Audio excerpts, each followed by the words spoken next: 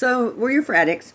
What I was saying was in my last video was talking about when you found out that you have boys or girls, and if most of the time we get what we want, and I had a really bad, my children are, the first one and my second one is 7 years apart, so that wasn't that bad.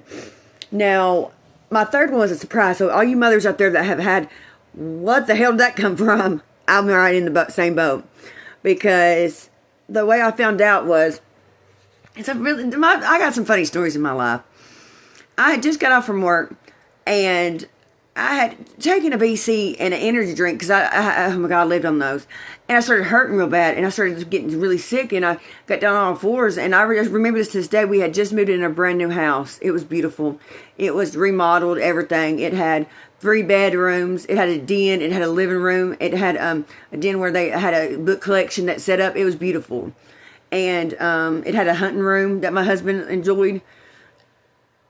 And it was just, I would remember laying on the floor just crying. And he says, oh my God. Because at that time we had 2 boys. And he says, he went and got me a pregnancy test. And when I tell you, this is on the second one. And I cried. He was in the laundry room, and I just started screaming. And he said, I could tell by the way you was screaming that there was you was pregnant. Because we've been trying for, a little bit on the second one, because I had an IUD. And I want to know other people's comments about the IUD, because it took us 2 months afterwards. And they're like, oh, you'll get pregnant right then. No, I didn't.